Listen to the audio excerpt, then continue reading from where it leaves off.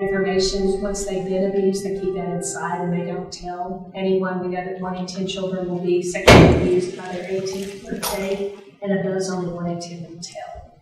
So we hear time and again about children who have been to our programs and then come in, tell someone and then come in. And what we tell children is tell a trusted adult. If they don't believe you, tell another trusted adult. Because if you would believe me, sometimes they'll tell someone, and the person that is the alleged perpetrator is also a breadwinner in the home, and that makes a decision for the mom, where she or he or the dad, when they have to make a decision between literally caring for the family or protecting this child. It gets complicated for them. Ramsey has prepared for you all a little presentation about K through 8 curriculum. I think that's what we agreed we would concentrate on in this meeting. And so, Ramsey, I don't want to take away any time from you as you have the meat of the presentation. And I have handouts for everybody. These are the TEKs that are covered in each Play It Safe presentation. And then you can scan the QR code to go to the website and look at what we're about to view if you want to dig a little deeper.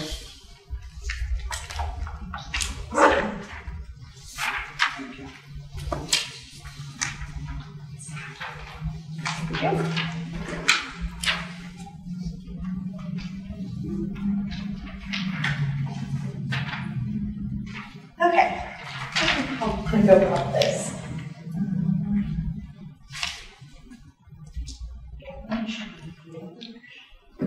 Do y'all want to see, we have a little snippet of every grade level. Do you want to see every one of those, or do you just want to choose some grades?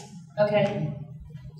Throw a grade out there. Ramsey. Is that easier? Yeah, why don't you start with the youngest? Okay. And I also have included, I printed out the full scripts. If anybody wanted to look at those, they're in binders. But I did include pre-K, because we do have pre-K. We use that in some of our school districts, so that's covered too. So do you want to do pre-K or you want to start with kinder? I'll do kinder. That's probably what how I see it. I'm going for it.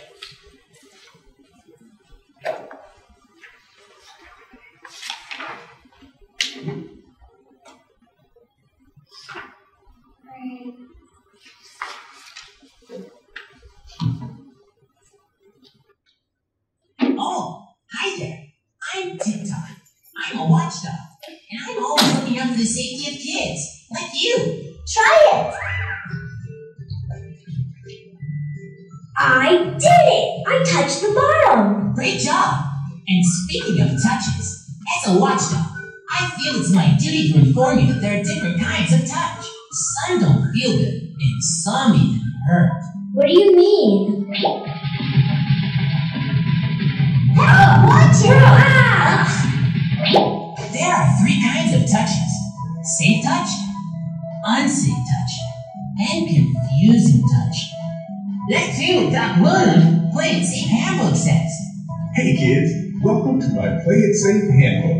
What would you like to know? And the video for pre-K is very similar. So, do you want to kind of tell them then what maybe summarize what it does after that? Yeah, so kindergarten is going to be, there's a few themes. Is it okay for me to sit right here? If you would rather me be out.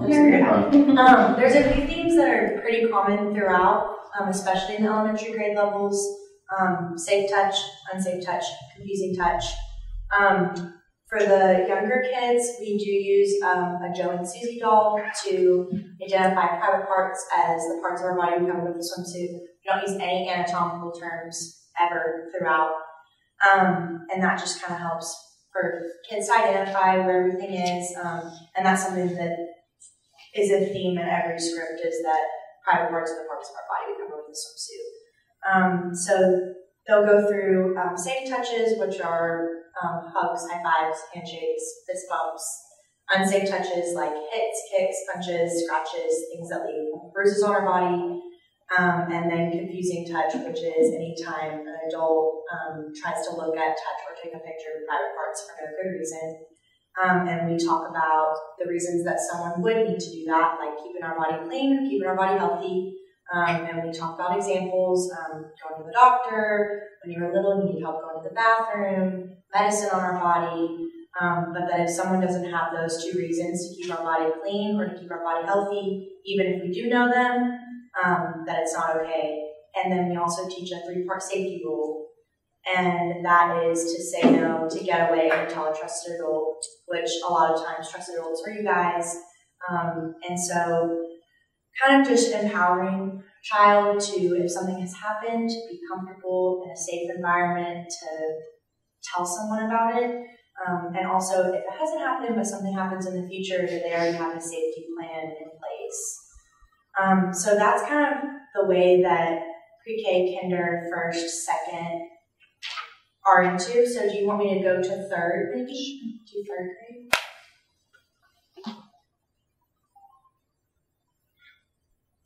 This is a really silly video, so just... Now it's time for another episode of What Would You Do? The show where we think through smart choices in challenging situations with the help of Thaddeus McBradius Jr., better known as the Baby Professor! Sometimes we all need a little help, right? Right. Which brings us to our friend Mia. Hello, I'm Mia. Look, Professor, Mia's got a problem and she'd like to pick your brain. Ooh, that sounds painful. No, it's her situation that's painful. But it seems to me you have two choices. One, you can do nothing. Which means nobody will know, and therefore can help you. Or you can do something. Which might be scary or hard. So, what would you do? Well, if I do nothing, it might happen again. If not to me, then somebody else. So, I guess I have to do something. So third grade is going to have Now it's tough. the same ideas, the 3 types of touches, identifying your trusted adults. Third grade also covers bullying. So we'll go into what it means to be a bully, how that makes the other person feel, why someone would bully. I like that part because they're super insightful about their answers. You would think a third grader would have such a deep, understanding of why somebody would choose to treat somebody badly. But that's covered. And then the same theme of it's the importance of telling, that if something like this has ever happened to you, it's not your fault. It doesn't matter if it happened a long time ago, you always have the right to tell. So that's kind of the only difference. In third grade, we stopped using the Joe and Susie dolls. We still do refer to private parts of the parts of our body we cover with the swimsuit, but there's not that visual aid in third grade. And then fourth is very similar. Fourth grade is going to start going into online safety. Want to see that video? Want to go ahead and jump up to? Go to middle school. Go up to middle school? Okay.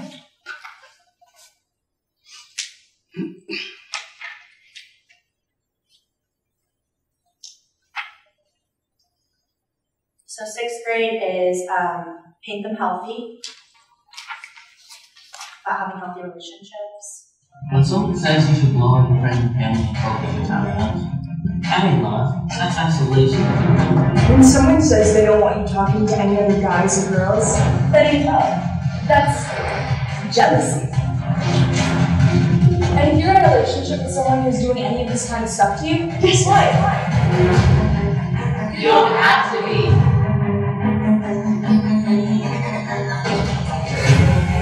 You have the right in your power. To get out of that.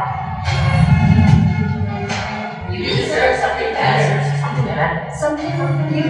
Something better. We all do. We all do.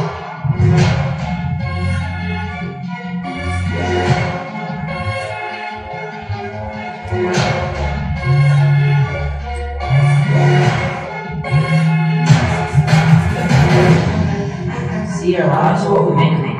Healthy choices make healthy relationships. We get to make choices. So here's an idea. Let's do something different. Expect something different. Show something different. Like kindness, compassion, Self-control. and love.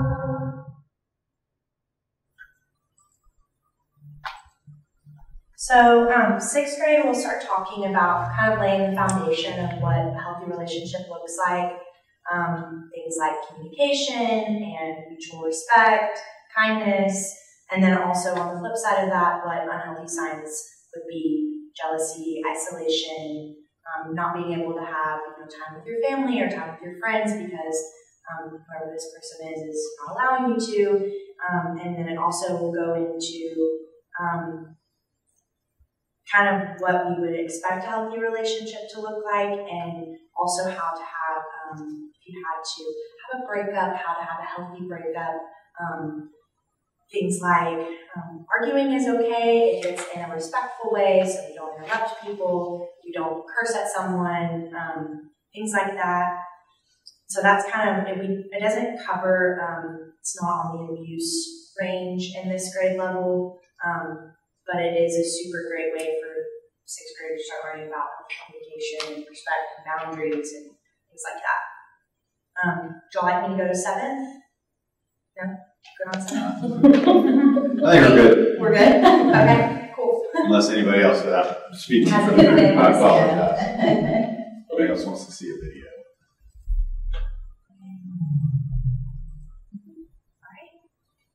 Does anybody have any questions?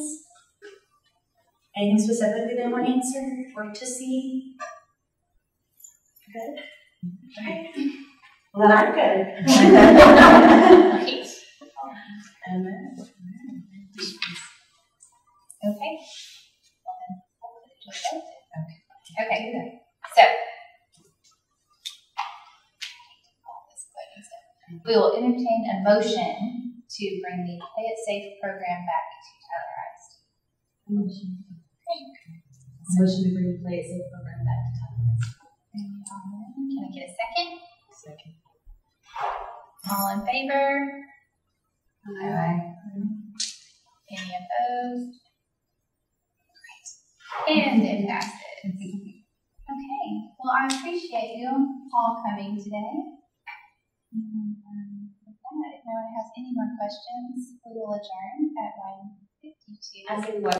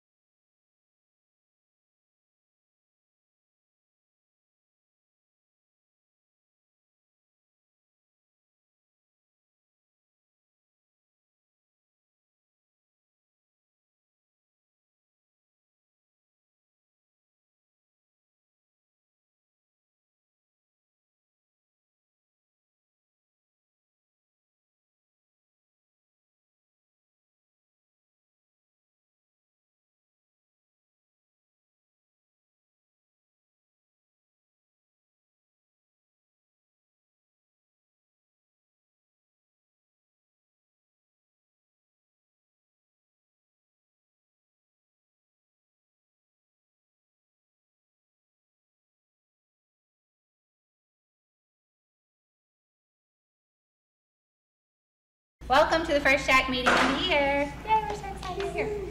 Okay, so I hope everybody signed in. Please let us know what campus you're from, if you work here, or if you're a parent, what campus your child attends, because we like to have as many campuses represented as possible.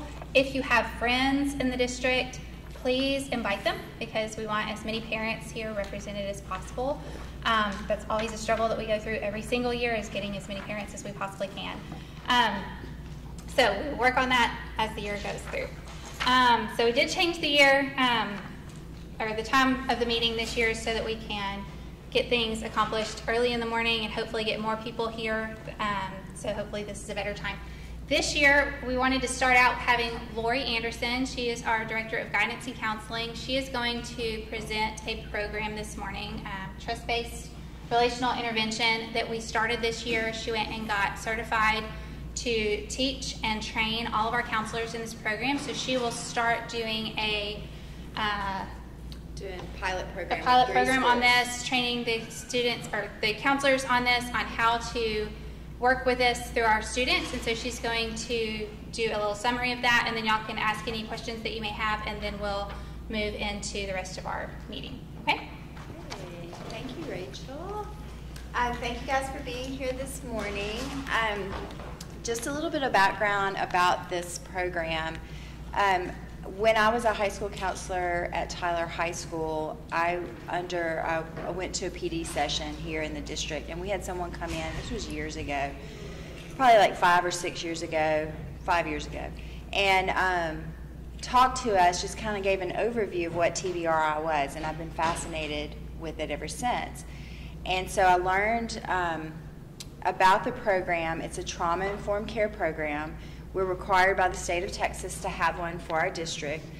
Currently, we do offer a little bit of trauma-informed care training to everybody as required by the state, but I wanted to take that and go more in depth with our campuses.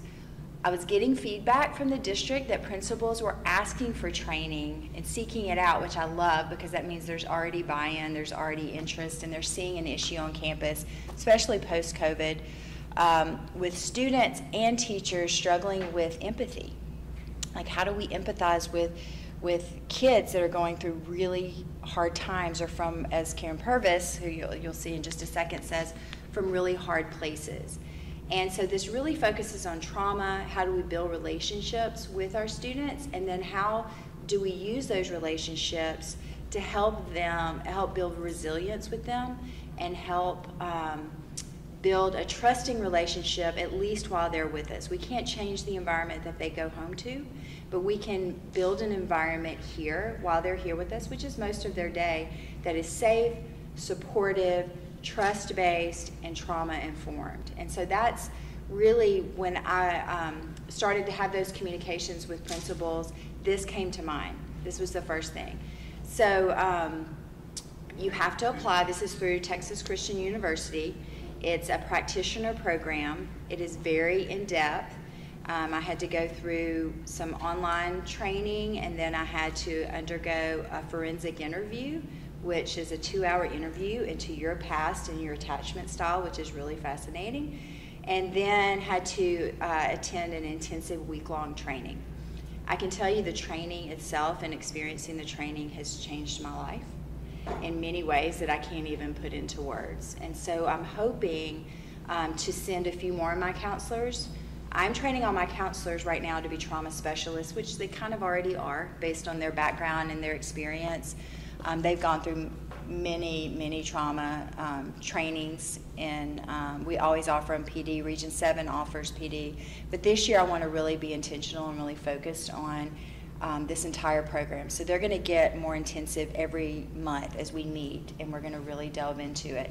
But the big thing is, and what I really want to accomplish with the school, is to work for teachers and administrators. Because I think counselors innately understand what trauma is and how it represents and what these behaviors look like with children, but not everybody else does. And so we're starting with counselors. We want to train them. I want to send 5 more this year to the training. You have to apply and you have to be accepted. It took me twice to get in because there's just so much interest. The Texas juvenile justice system has adopted this as their trauma-informed care. And when I went to the training, there was 140 something, 41, 42 people in the training, and 83 came from the juvenile justice system.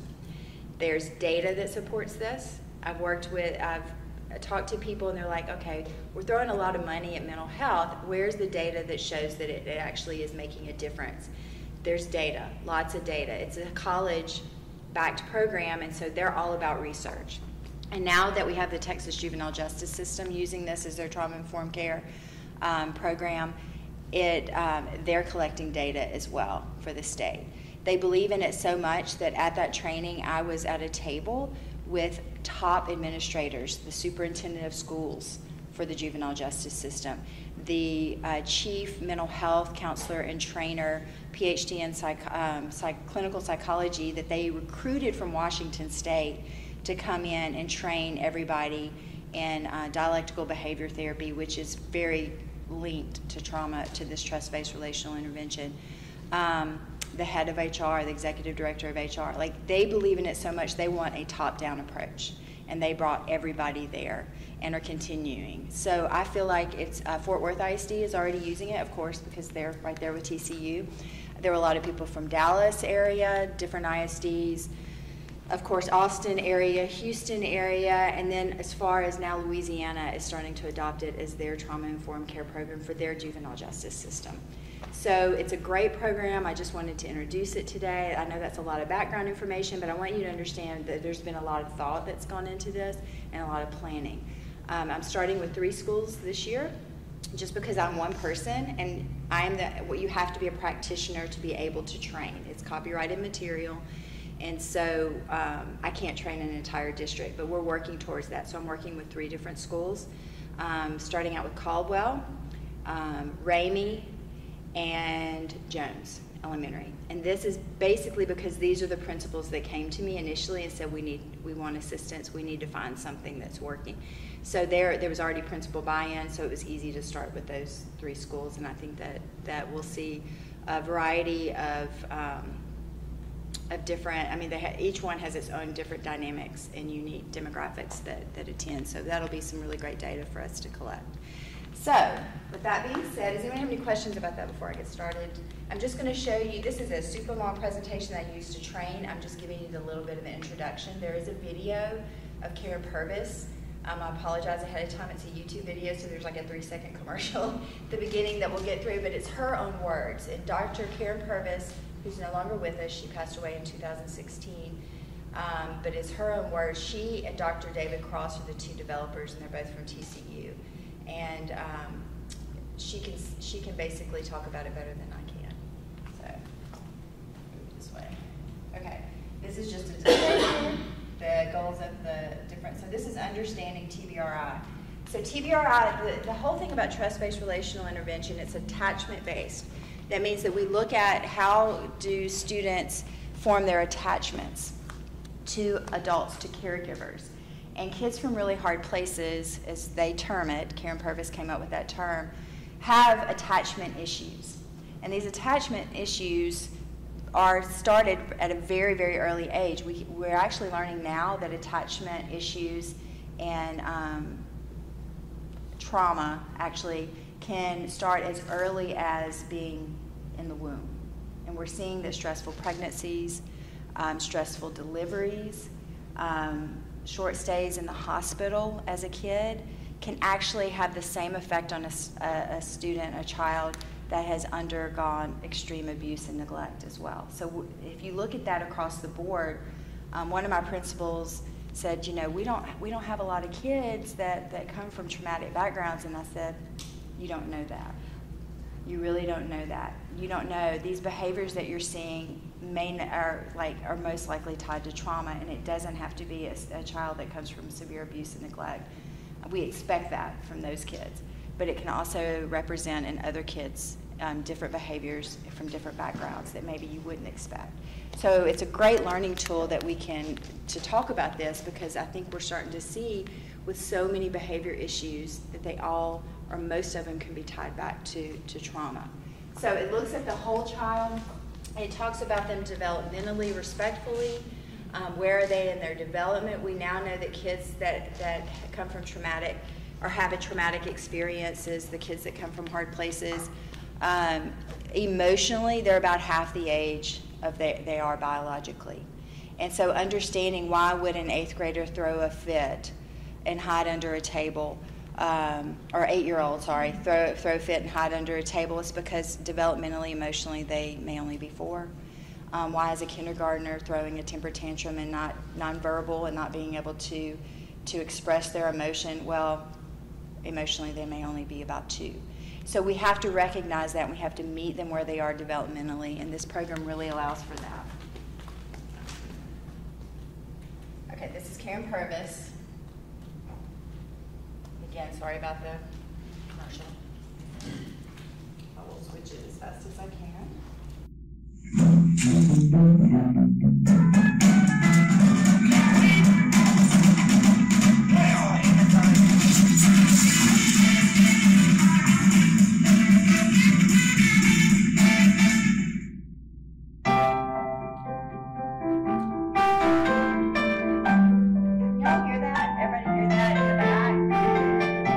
With the knowledge of early childhood development and then the addition of our research and the research of others, what we know is that there are 6 major risk factors.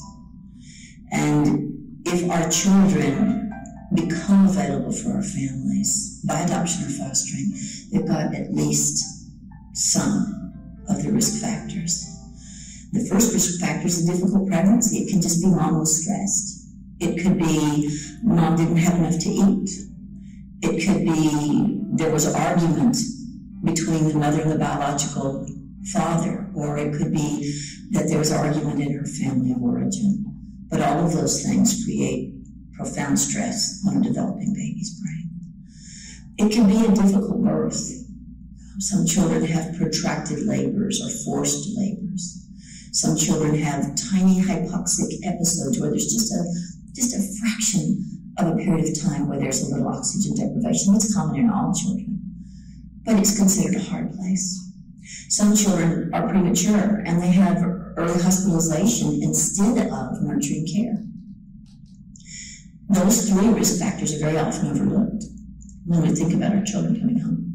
The 3 risk factors that are easy for us to recognize are abuse, neglect, and trauma.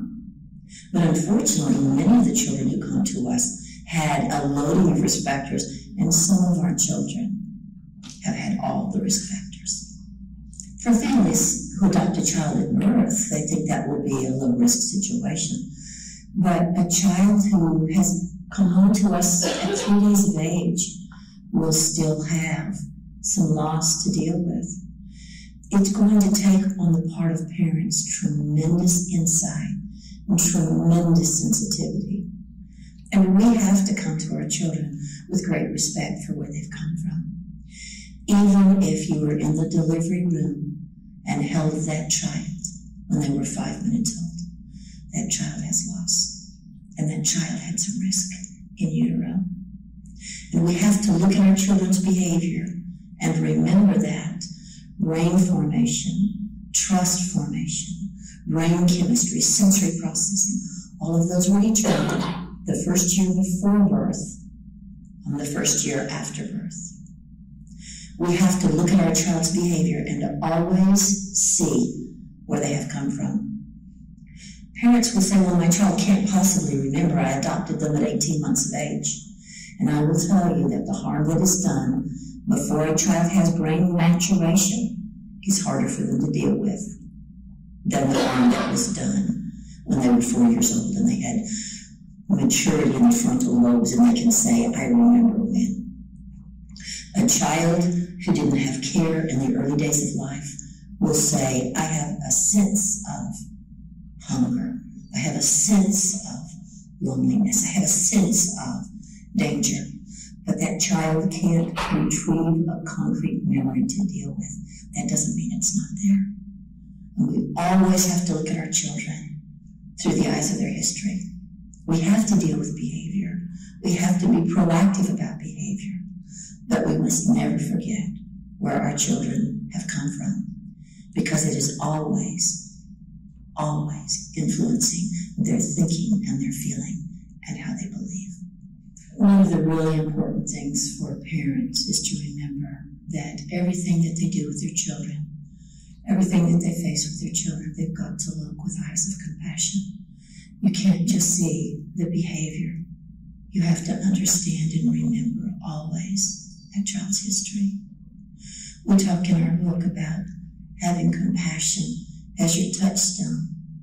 When you don't understand a behavior, go back and stand and look through the eyes of your child. I love the story of Jesus standing in front of Lazarus' grave. He knew full well he's fixing to call that boy forth from the grave. But his sisters wept and Jesus wept with him. Not because he didn't know what was fixing to happen, but because he had compassion and he felt their pain. We must never forget where our children have come from. And we must always look with God's eyes, and that will be eyes of compassion.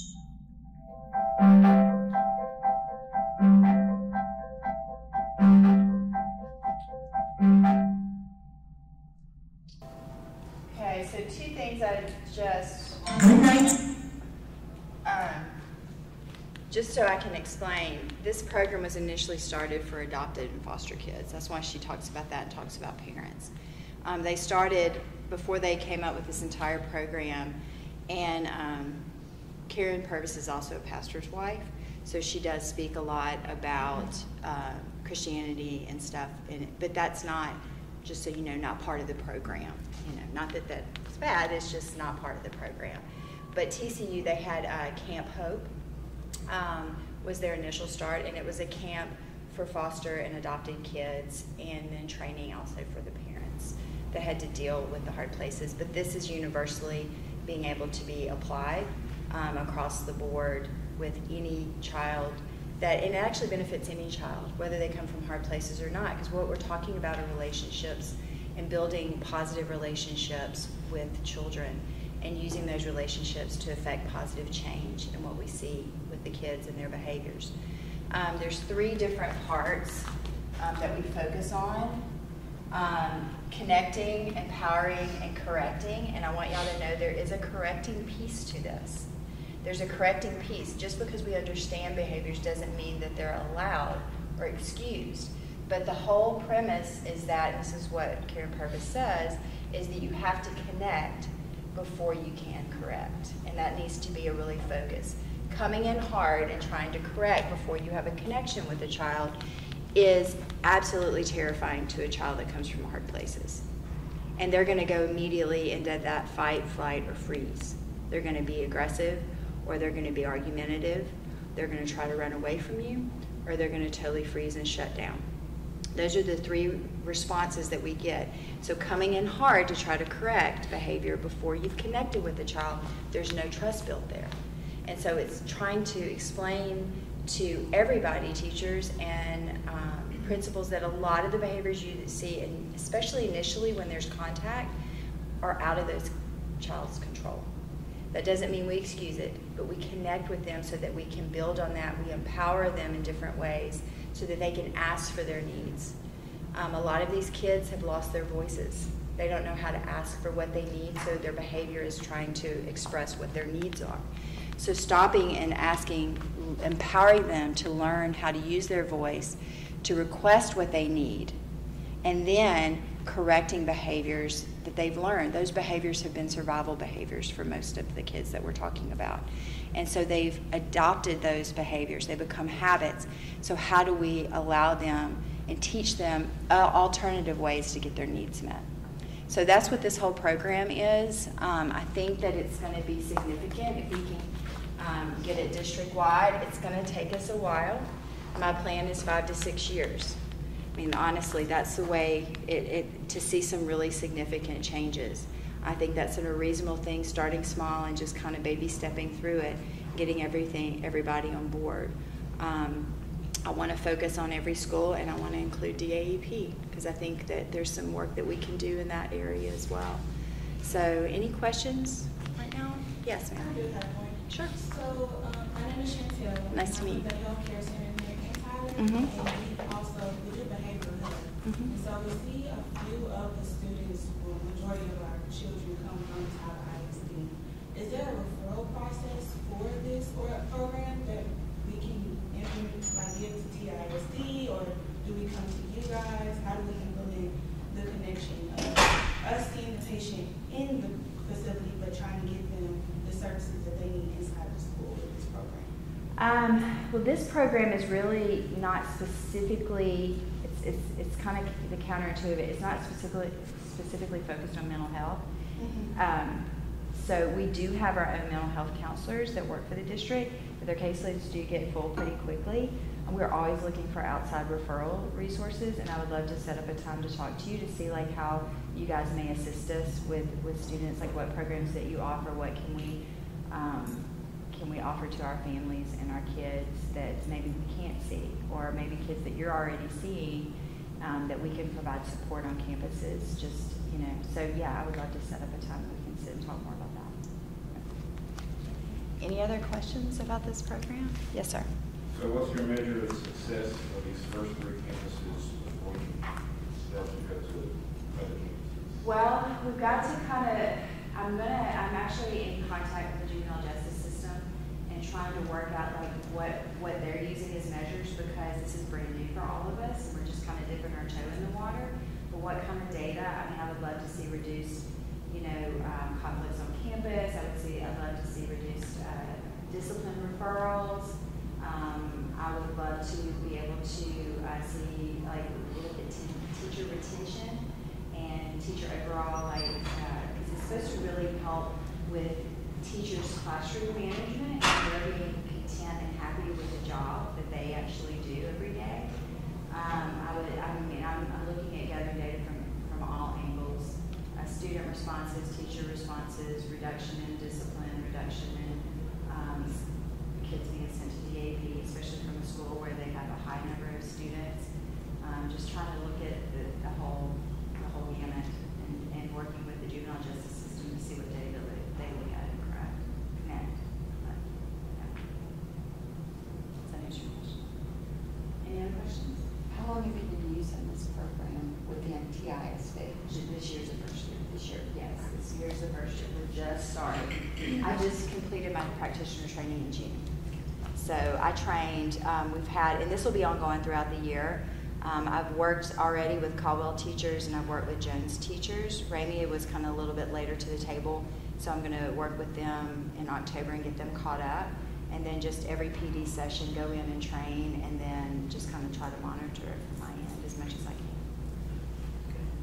How did you select your campuses? The principals were the ones initially that reached out to me last year asking for a program, and so I knew they were already interested and had buy-in. And because it's a 24-hour training, so it's a long, so you have to devote that amount of time throughout the year for your faculty to be trained. And so I wanted them to actually want the program, and they had already reached out to me early last year. And so part of the reason I applied and went to the training was because of their initiative, and so I wanted to support them first and foremost. And then we'll tweak it, see what's working, what isn't working. You know, they also have, because they're already interested, they had some things in place already. So that's great that we can look at. Part of the empowerment program is looking at trying to keep the kids fed and hydrated throughout the day. And that's a challenge. That's a really big challenge. So we're going to be working on some clothing and things like that throughout the year before we try to go out and expand it district-wide. And all of this expansion district-wide, honestly, depends upon these other counselors that I'm hopefully sending to get accepted. They have to be accepted into the program. It's an application, it's a long process. And so if they get denied, then that will, you know, we only have me right now, so I can only train so many schools. If we can't get them trained by the end of this year, then I'll probably just continue to expand little by little as much as I can. Keep trying to send people. Eventually they're going to listen. It took me twice to get into the program. I had to apply twice. But they offer so many throughout the year, and we're trying to keep, they're all over the nation. But every year they offer probably 2 in Texas, and so if they don't get in this first round, we'll try for the next one. Any other questions? All right, thank you guys.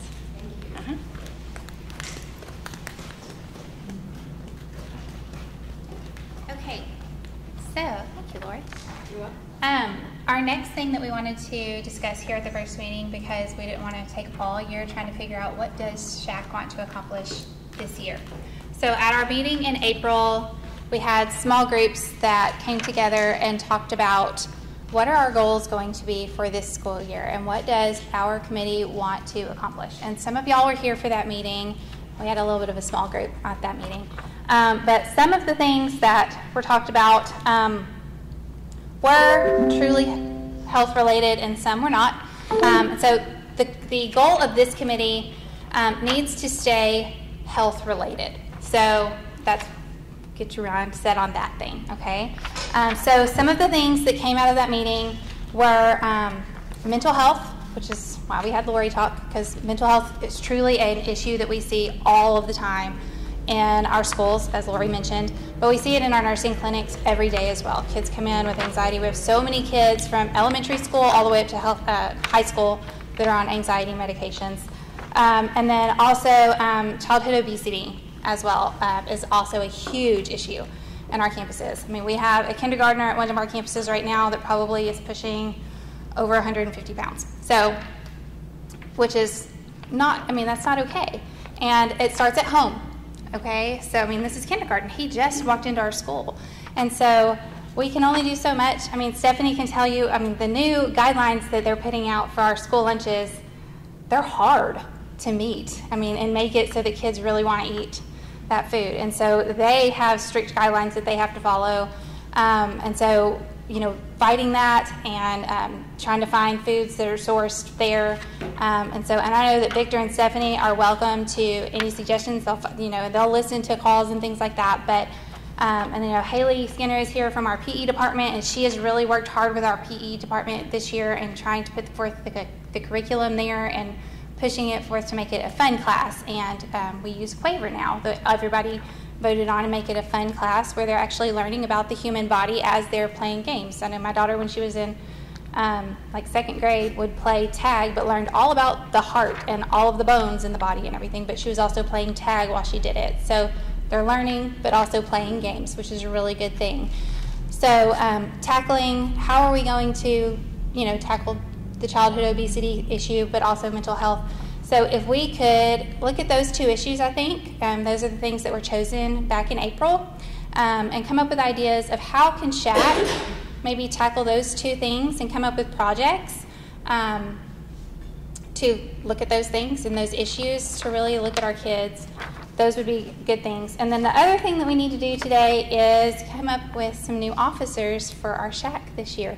We do have one position that is still filled because Catherine Keffler, it's a 2-year term, she is still here, but we Kristen Bentley, her son graduated, so she is going to step down from that position, and then Chastity Dunham is going to step down from the secretary position. So if we have anyone that is interested in we can still do the co-chairs and have 2 co-chairs if people want to help out, or we can have a chair, co-chair, and a secretary position. So we can think about that for a little while. But does anybody have any ideas for how to work on the childhood obesity or mental health projects? Or we can break into groups and talk about it.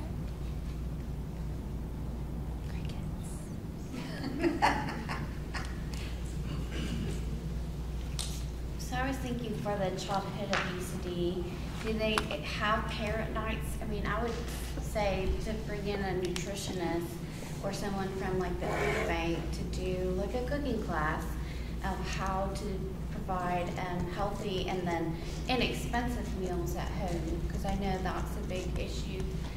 When I was a Head Start teacher, I had a little guy that he was very much overweight, and so we tried to provide resources for that family. Is the East Texas Food Bank still doing cooking classes?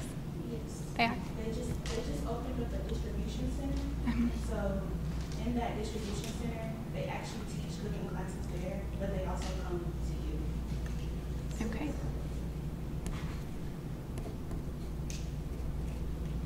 You got to get the parents more involved, because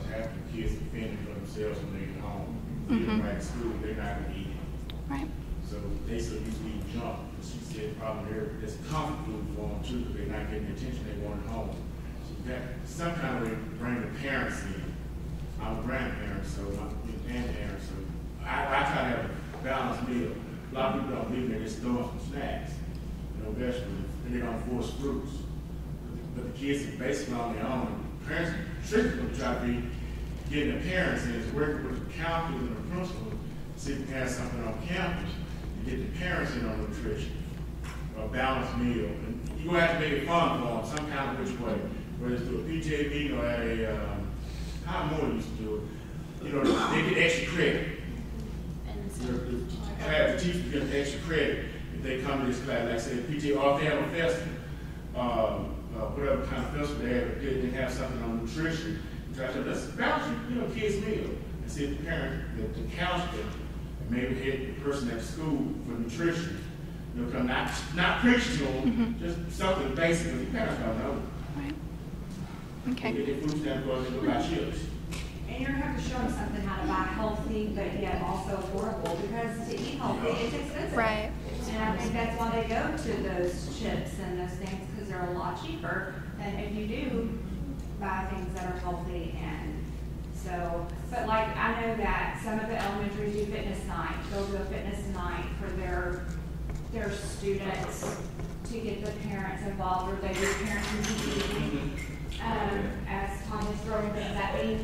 But they do like parents in PE, but fitness nights would be a great thing, because I know when I was teaching at Rice, we did a parents in PE, and we did rotations, and we did have our cafeteria staff there, a couple of them there, that would kind of show them how, if your child is talking about this, and this is what goes on in the cafeteria. It was kind of nice, and it made them feel really great that we involved them in our thing that day. But then go to the gym, and we had like the parents run the pacer test with the kids, which they never wanted a part of that anymore. For those of you who don't know, that's the way they do the cardiovascular for their fitnessgram. And so that's a great way to because you're rotating the station, like rotating areas, and you could, in other words, they wouldn't just be in one area the entire time. Right. And for middle school, free dress is everything. Yes. For them to get to wear what they want, So those are items. I wonder if we could find out, like, how much, maybe it's not set, but a family of 4 gets on their SNAP benefits, and have Kristen maybe do a meal plan. An affordable meal plan for a family of 4 for a week. Kristen is our coordinator of physical health and nutrition for the district. And so if we could find out, like maybe with Chakora Smith, with WIC, how much, is it set like on SNAP benefits, how much a family of 4, or is it different for every family according to income? It just depends on what you do. Does it? Okay. You could do like brackets. Okay. That way, I think that's part of it. I think they just don't know how they could spend the money in a healthier way, and so they go for what they know that the kids will eat. But I think if you give them like some kind of meal plan or options to choose from, that would help. That might be good, and then we could send it out in the next in a parent newsletter. Just say if your budget is this or this is just a healthy meal plan, kid friendly, on this budget. Yes, sir. So when I talk about at the end of the school, you have the day when you go out and parents go field that field day. So fitness night would be, if you can get it, this semester, early part next month before field day, and get the parents involved. The reason why I say that, I was old and I beat some of the younger parents, and I told them I was sharing my oxygen. But I'm being real. Yes. And I was proud of myself. Look at me, I'm being the young parents. Right. And every time, we smoke.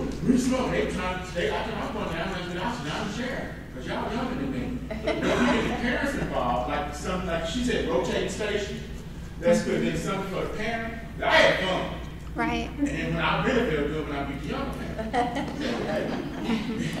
It would be good in the gym or something like that. Especially at the elementary school level. Kindergarten, maybe do about grade, whatever. The counselor identify the grade level, which, has the worst problem. Right. Try to get that. I like it. And I think that's something, they're waiting on field day at the end of the school year. We done lost everything by then. Yeah, we also had people that donated things, like we had like Crunch, I mean, like at the time it wasn't Crunch Fitness, but it was something other there. Well, and they're one of our wellness partners now, so. And we had them donate things, and we had baskets made up with like different ways you could be active, jump ropes, things like that, and we gave them away throughout the day, the thing, because they would get a ticket when you walked in. So we try to make it fun for parents and the students. So and I know our PE teachers would do it. I mean, a lot of them already do it. Yeah. And then those that don't, we start with ones that don't. Right. Maybe we started through the PE class, something like that. That would be fun, and then SHAC could actually sponsor it too. I like that. A lot of them do like the fun runs or the color run. Yeah, I have a grandson that's in 5th grade now at Andy Woods, and I know they did one last year.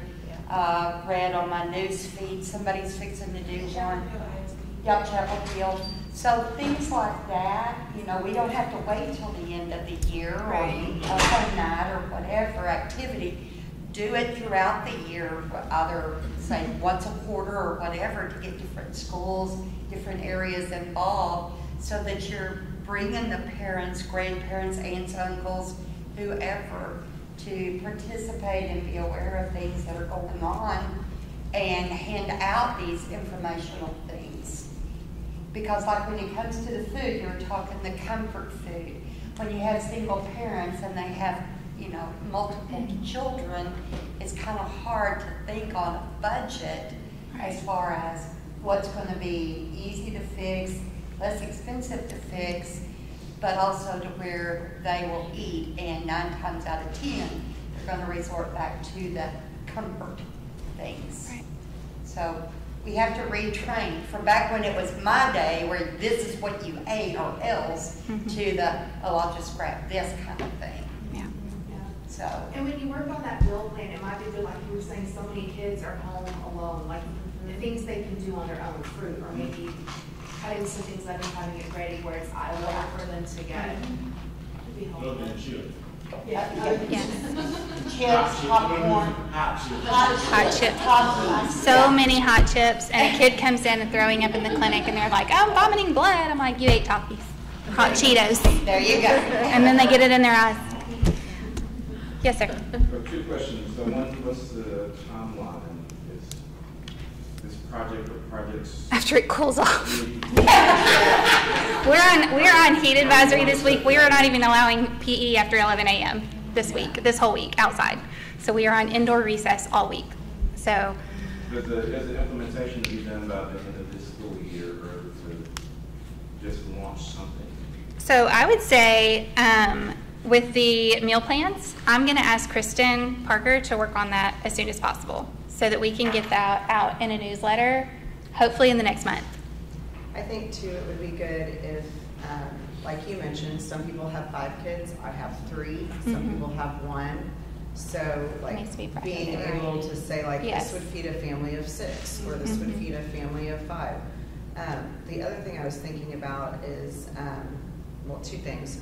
One is working with the East Texas Food Bank. If they know ahead of time what they're going to put in their backpacks for the backpack program, maybe put something in there that's like, here's what you can do with this food to turn it into a healthy meal for yourself, so that you get the buy-in from the kids. Because a lot of times you have these kids, their parents work. They're not going to come to a fun run. They can't. They have got to work. You know, they can't come to parent night or whatever it is. So. It's getting the buy-in from the kids and having the kids take it home. I mean, I could see with the cooking classes, you know, maybe you do go to some of the different campuses, and maybe it's during their lunch period one day that whole class, they create a meal together that's healthy while talking about comfort foods, positive foods, things that you need to be eating, that sort of thing. And it's, you know, they just do the same thing for each class, and you don't have to do different recipes, but you can kind of spread it around, or however that might work. Or maybe it's 2 classes together, you know, for time's sake, because we have so many campuses. But, yeah.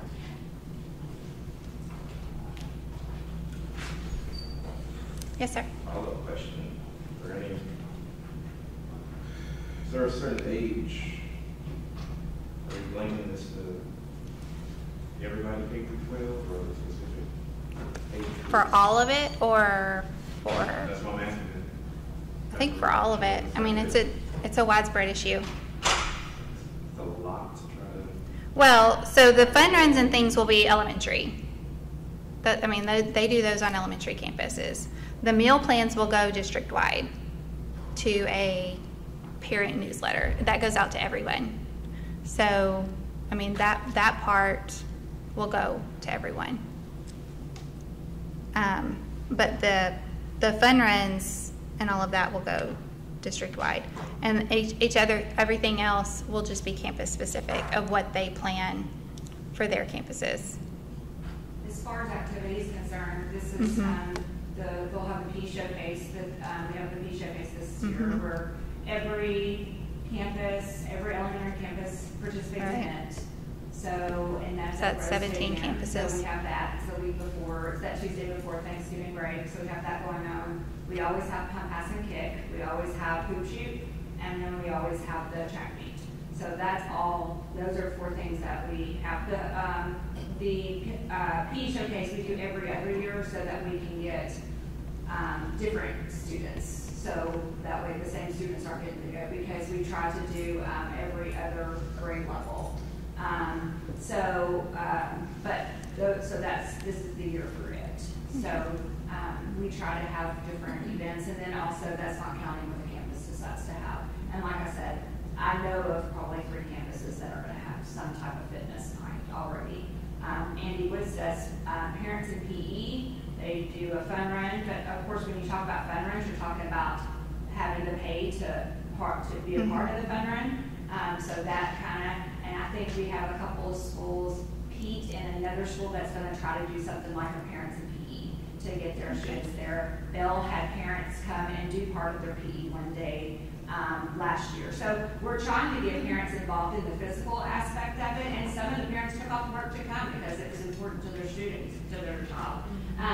It's just, I think that nutrition part of it's really, really hard because it's hard for, it's hard for me to eat healthy sometimes. You want to sneak back whatever. So, yes. We're all there. Donut holes. So, yeah, so like right here, so, and so for people who, for parents that have not been taught the correct way, and it's going to be what's easy and what's the fastest for them, the easiest for them, and unfortunately the less expensive for them, and that's what we're working with. I feel like we have a great PE staff right now that's doing a great job trying to implement the physical activity part, and great principals that are backing it, but it's just that and I know we are doing a great job with the nutrition part, but you can only do so much. You only have them for just like a handful. So every elementary student does those 4 events? They all do them at school. They do the ones at school, and then the hoop shoot and the putt, pass, and kick. They all do them at school, and the ones that do that win that go on to place, and they get to go to like a bigger one. So they get to, and then they will get to go against the ones from everybody else. So like, for instance, if I won at Woods, then I would get to go against the other ones at the other schools. So that's the way we do it. But we end up having everybody, kids that don't even win end up coming out to watch the buddies because they want them to beat Jack or, or whatever. So it's a big competition. Which months are those 4? The putt, pass, and kick is in October. The PE showcase, which is out, anybody who wants to be in it, it's in November. Hoop shoots in February, and track meets in May. And the track meets 4th and 5th grade. Yes. Yeah, but it's huge. We follow the TEACs. If the TEACs teach it, then that's what we follow. So we only teach track for 4th and 5th grade for the TEACs.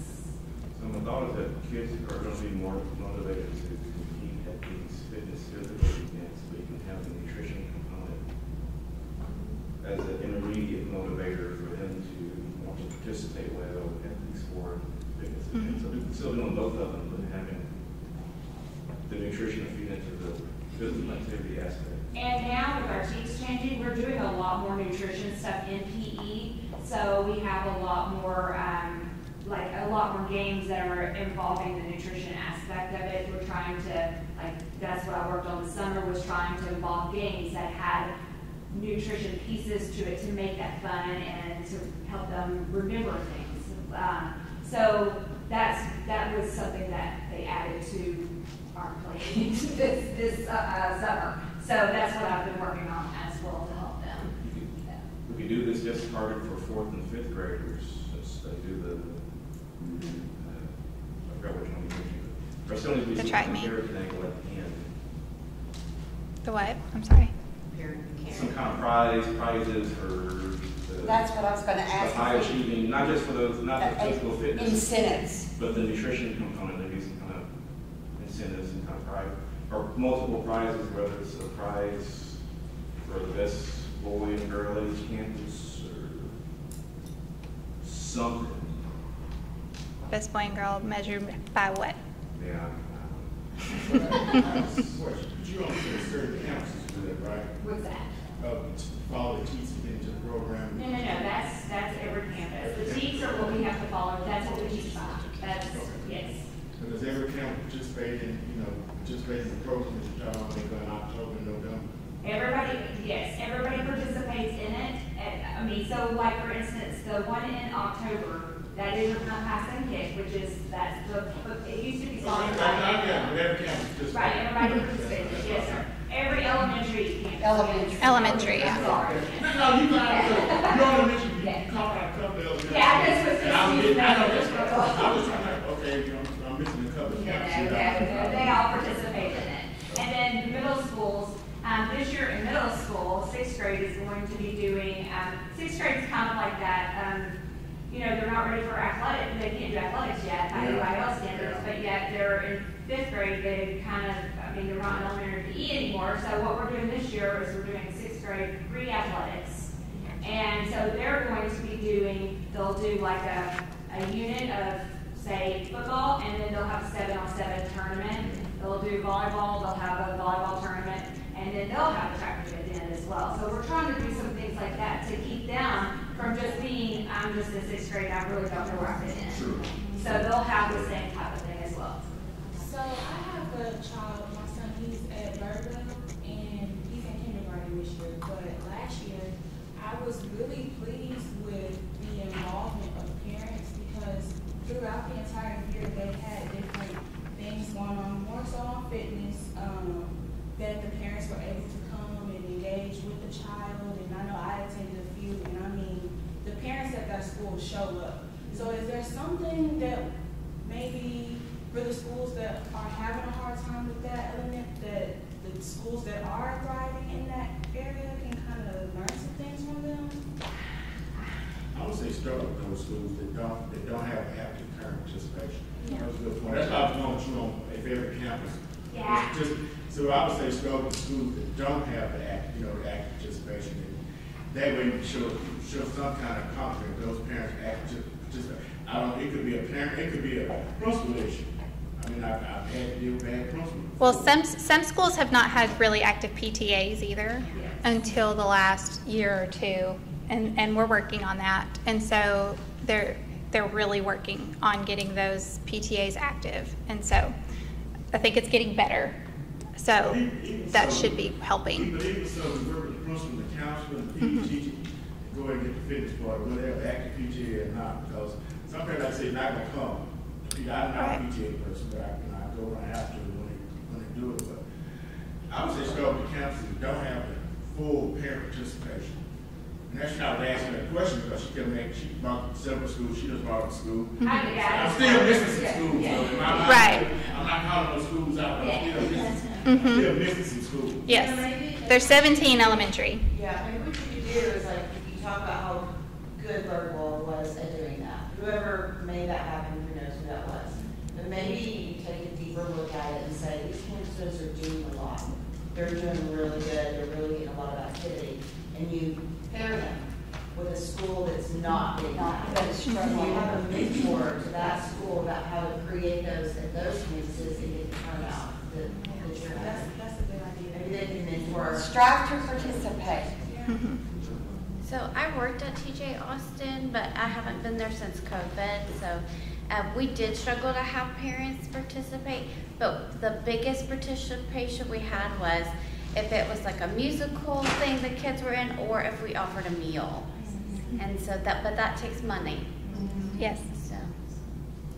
Do we reach out individually to the parents of, like, the example of the kindergartner that walked in that was 150 pounds and say, these are all the services that we can offer if you need an individual?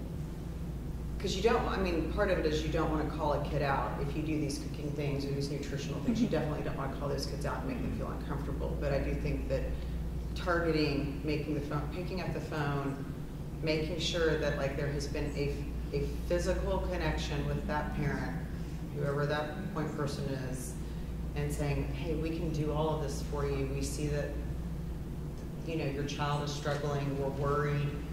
We would love to help you. Here's everything we can provide. And even provide, you know, and here's a list of other resources outside of the school district. I mean, I don't know what y'all currently have. I mean, if we see an issue, then yes. Yeah. In a very gentle way. Yes. Yes. Same thing when we have hygiene issues, we can reach out to the parents. So. And sometimes it's well received and sometimes it's really not. So it's just the way that, and they just have to understand it's coming from a good place. But yeah. Okay. So we will take all of these things. We'll get Kristen working on the meal plans, different tiers, different family sizes, and we will get that out in the newsletter. We will email all of the principals and get a list of all of the things that they are planning this year as well, and try to figure out which ones are open to the community that they can register for, and which ones are just closed to the campus. Because I know, like, Bryce does one, but it's only for their campus. Woods welcomes people to come and do the fun run, like the Run for the Woods, but others are only for their closed for their campus. But if they're open for the community, that's great. So the more people that can be involved in some of those fun runs, the better. And we can go ahead and let people know about those. And then, let's see.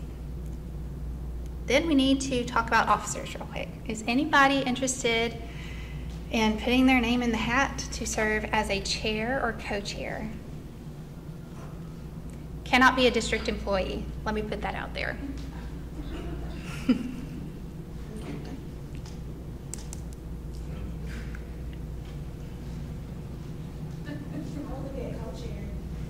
Okay, what's your name? Chantel, SHANTEL